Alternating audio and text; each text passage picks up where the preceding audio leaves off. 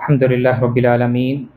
الصلاة والسلام على رسوله الكريم وعلى آله وصحبه أجمعين وعلى من تبعهم بإحسان إلى يوم الدين. أما بعد، بواب الباب إمام النووي رحمه الله في كتابه رياض الصالحين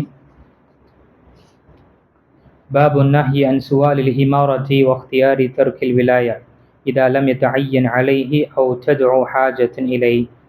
قال الله تعالى: تلك الدار الآخرة نجعلها للذين لا يريدون علوا في الأرض ولا فسادا والعاقبة للمتقين. ونبي سعيد عبد الرحمن بن سمرة رضي الله عنه قال لي رسول الله صلى الله عليه وسلم: يا عبد الرحمن بن سمرة، لا تسأل الإمارة، فإنك إن أعطيتها عن غير مسألة أعنتها عليه، وإن أعطيتها عن مسألة وكلت إليها، وإذا حلفت على يمين فرأيت غيرها خيرا منها فأت الذي هو خير وكفر عن يمينك. متفق عليه. இணைத்துக்குரிய அல்லாஹ் நடிகார்களே, அல்லாஹுடைய மாபெரும் கிருபையினால் நாம் தொடர்ச்சியாக ரியாது ஸாலிஹீனுடைய பாடங்களை பார்த்து கொண்டு வருகின்றோம். இதுவரை நாம் 3 பாகங்களை முடித்திருக்கின்றோம். ஷேக் முஹம்மது பின் ஸாலிஹ் அல் உதைமீன் ரஹிமஹுல்லாஹ்வுடைய விளக்க உரையுடைய 3 பாகங்களை முடித்திருக்கின்றோம். இன்று புதிய 4வது பாகம். இதில் 81வது பாடம் பார்க்க இருக்கின்றோம். அதிகாரத்தை கேட்டு பெறுதல் கூடாது, அதிகாரத்தை விட்டுவிட விருப்பம் அளித்தல். இந்த தலைப்பின் கீழ் வரக்கூடிய வசனங்கள் மற்றும் ஹதீஸ்களை பார்க்கலாம். முதல் வசனம் சூரத்துல் கஸஸ் உடைய 83வது வசனத்தில் அல்லாஹ் கூறுகிறான்: அதுதான் மறுமை உலகமாகும். பூமியில் வரம்பு மீறுதலையும் குழப்பம் நிலையிலும் ஏற்படுத்தாதவர்களுக்கு நாம் அதை ஆக்கியுள்ளோம். இறுதியில் நல்ல முடிவு இறையச்சமுடையோருக்கே. இந்த இரண்டாவது விஷயம் ஹதீஸ் புகாரி மற்றும் முஸ்லிமில் வரக்கூடிய ஹதீஸ். நபிகள் நாயகம் ஸல்லல்லாஹு அலைஹி வஸல்லம் அப்துர் ரஹ்மான் பின் சமூராவிடம் கூறினார்கள்: அப்துர் ரஹ்மான் இப்னு சமூராவே, அதிகாரத்தை கேட்டு பெறாதீர். நீர் கேட்காமலேயே அது உமக்கு கொடுக்கப்பட்டால் அதன் மீது உமக்கு உதவி செய்யப்படும்.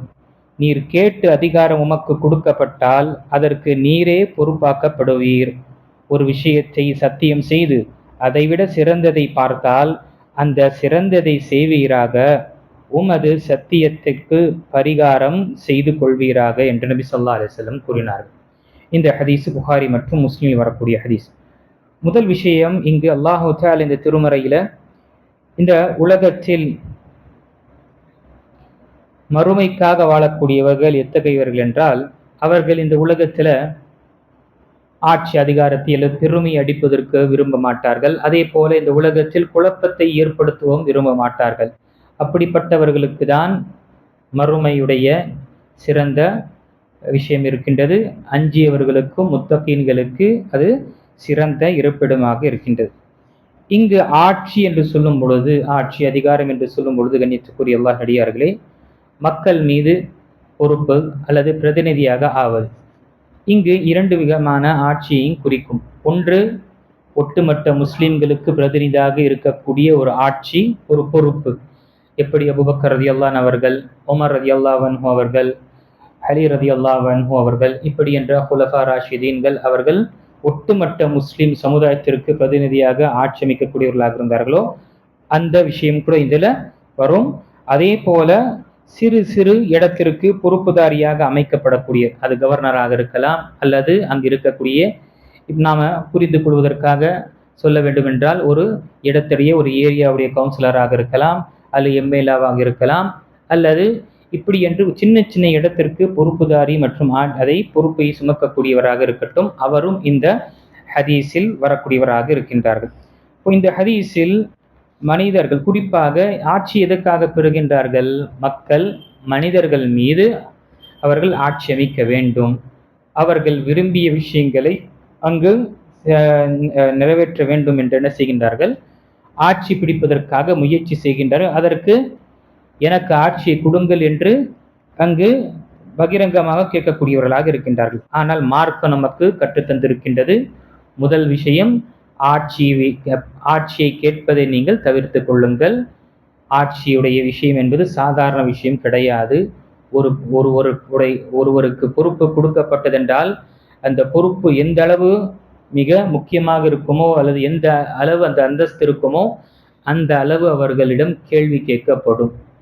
அதனால்தான் நபி ஸல்லல்லாஹு அலைஹி வஸல்லம் இந்த சஹாபிக்கு அப்துர் ரஹ்மான் பின் சமுராவுக்கு அவர்களை அழைத்து கூறினார்கள். இல்லைன்னா என்ன செஞ்சிருக்கீங்க, இந்த விஷயம் குறிப்பாக ஆட்சியை கேட்டு பெறுவது என்பது மிக ஒரு மோசமான விஷயம் அல்லது மிக ஒரு அபாயமான ஒரு விஷயத்தினால நபி ஸல்லல்லாஹு அலைஹி வஸல்லம் அவருடைய பெயரை சொல்லி, அப்துர் ரஹ்மான் இப்னு சமுராவே, நீங்க என்ன செய்யாதீங்க, ஆட்சியை விரும்பாதீங்க, நீங்க கேட்டு நீங்க விரும்பாதீங்க.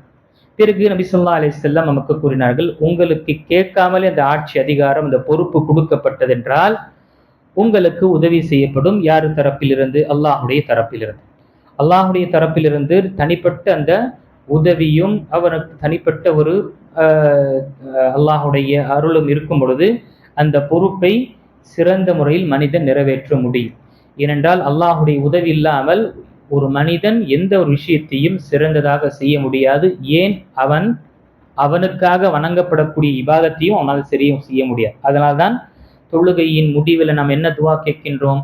அல்லாஹும்ம அஇன்னி அலா திக்ரிக வ ஷுக்ரிக வ ஹுஸ்னி இபாதத்தி. யா அல்லாஹ், எனக்கு உதவி புரிவாயாக உன்னை நினைவுபடுத்துவதற்காகவும், உன்னை நினைவூட்டுவதற்காகவும், உன்னை நன்றி செலுத்துவதற்காகவும், உன்னை அழகிய முறையில் இபாதத் செய்வதற்காகவும். அப்போ இங்கு முதல் விஷயம் நபி ஸல்லல்லாஹு அலைஹி வஸல்லம் கூறினார்கள், யாருக்கு அல்லாஹு தஆலா கேட்காமலே ஒரு பொறுப்பு கொடுக்கப்படுது என்றால் அல்லாஹுடைய உதவி அவரிடம் இருக்கின்றது, அந்த பொறுப்பை அவர் எடுத்துக்கொள்வது சிறந்ததாக இருக்கின்றது.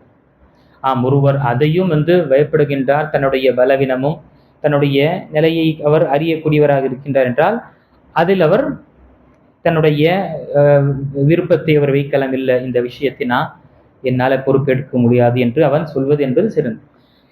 அல்லாஹு தஆலா ஒரு வாய்ப்பை கொடுக்கின்றார், அதை எடுத்து. அதுவே ஒரு மனிதன் கேட்டு வாங்கின்றார், எனக்கு இந்த பதவியை கொடுங்க, எனக்கு இந்த இடத்துல இது செய்யுங்க என்று கேட்டு அவர் வாங்கும் பொழுது என்ன ஆகும்? அவருடைய அந்த பொறுப்பை அவரே தம் மீது சுமந்து கொண்டுகின்றார். அப்போ அந்த பொறுப்பை அவர் தான் நிறைவேற்ற வேண்டும். அல்லாஹுடைய உதவி அவருக்கு கிடைக்காது. ஏனென்றால் அவர் தானாகவே கேட்டு வாங்கிவிட்டார். அப்போ கேட்டு வாங்கியதனால அவருடைய அந்த பொறுப்பு அவர் மீதே சுமக்கப்படுகின்றது. அல்லாஹுடைய தரப்பில் எந்த உதவியும் வராது. அதனால்தான் நபி ஸல்லல்லாஹு அலைஹி வஸல்லம் சில சஹாபாக்களுக்கு பிரத்யேகமாக சொன்னாங்க, நீங்க வாங்காதீங்க. ஏன்னா அவங்க கொஞ்சம் பலவீனமாக இருப்பாங்க, சில விஷயத்தில் பலவீனமாக இருக்கிறதுனால. ஏன்னா ஆட்சி அதிகாரம் என்று இருக்கும் பொழுது எல்லா விதமான தன்மைகளும் எப்படி வழி நடத்த வேண்டும், எப்படி விஷயங்களை சுமூகமாக நடத்த வேண்டும் என்று இருக்கும். அதனால நபி ஸல்லல்லாஹு அலைஹி வஸல்லம் சில சஹாபாக்களை நீங்க பொறுப்பு எடுத்துக்கொள்ள வேண்டாம், நீங்க பலவீனமாக இருக்கிறீங்க என்று நபி ஸல்லல்லாஹு அலைஹி வஸல்லம் தனிப்பட்ட முறையில குறிப்பிட்டிருக்கிறாங்க. இப்போ இங்கு குறிப்பாக இந்த விஷயத்தை நாம் நினைவு கொள்ள வேண்டும். யாராக இது? வெறும் இந்த ஆட்சி அமைக்கக்கூடியவர் மட்டும் கிடையாது. நாம் ஒரு இடத்தில் வேலை செய்கின்றோம், ஒரு இடத்தில் பணிபுரிகின்றோம் என்று இருக்கும் பொழுது அங்கு நாம் கேட்காமலே பொறுப்புகள் போஸ்டிங் கொடுக்கப்பட்டதென்றால் அல்லாஹுடைய உதவி அங்கு இருக்கும்.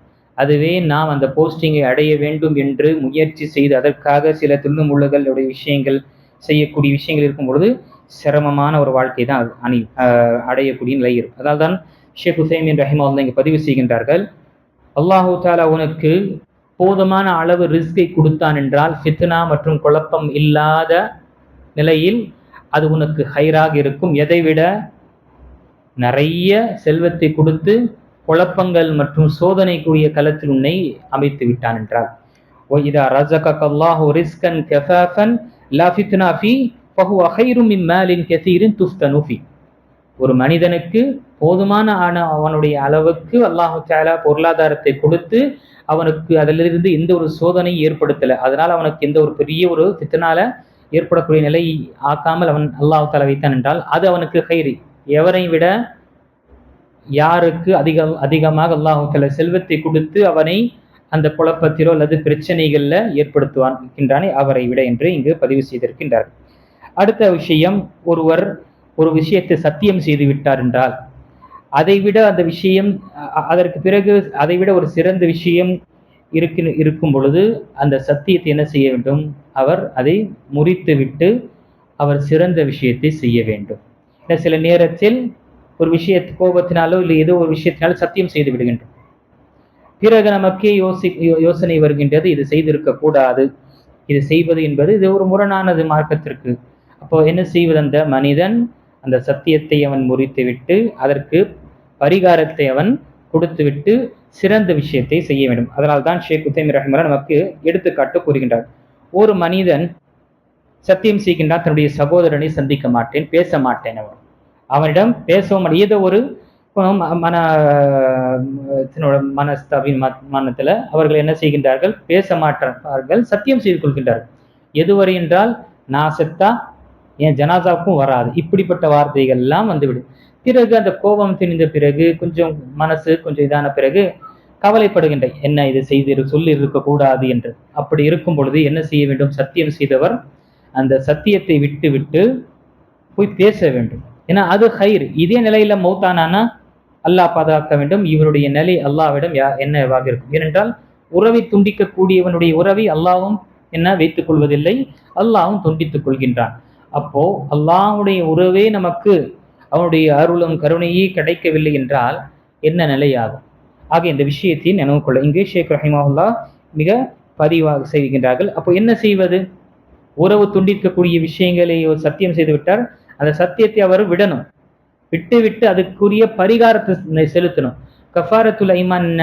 ஒருவர் சத்தியம் செய்து விட்டு அதை சத்தியத்தை மீறிவிட்டார் என்றால் அதற்குரிய பரிகாரம் என்பது மார்க்கம். முதல் விஷயம், அவர் 10 ஏழைகளுக்கு உணவளிக்க வேண்டும். இல்லை என்றால் 10 ஏழைகளுக்கு துணி வாங்கி கொடுக்க வேண்டும், ஆடை அணிவிக்க வேண்டும். அப்படியும் இல்லை என்றால் ஒரு அடிமையை விடுதலை செய்ய வேண்டும். இது எதுவுமே அவருக்கு இல்லை என்ற பட்சத்துல 3 நாள் தொடர்ச்சியாக நோன்பு வைக்க வேண்டும்.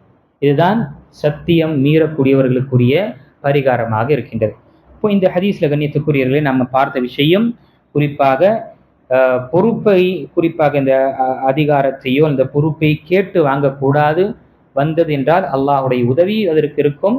ஏனென்றால் இந்த உலகத்துல எவ்வளவு நாம முயற்சி செய்தாலும், எவ்வளவு நாம சிறந்த விஷயத்தில் செய்தாலும் ஏதாவது ஒரு பிரச்சனையில போய் மாட்டிக்கொள்ளக்கூடியதாக இருக்கின்றது. அதை விட ஏதோ அல்ஹம்துலில்லாஹ் நாம வாழ்க்கையை நாம சுமூகமாக அமைத்து அல்லாஹை வணங்கிய நிலையில் நல்ல ஒரு வாழ்க்கையை அமைக்கும் பொழுது இந்த விஷயங்களுக்குரிய கேள்வி கணக்கு நமக்கு இருக்காது.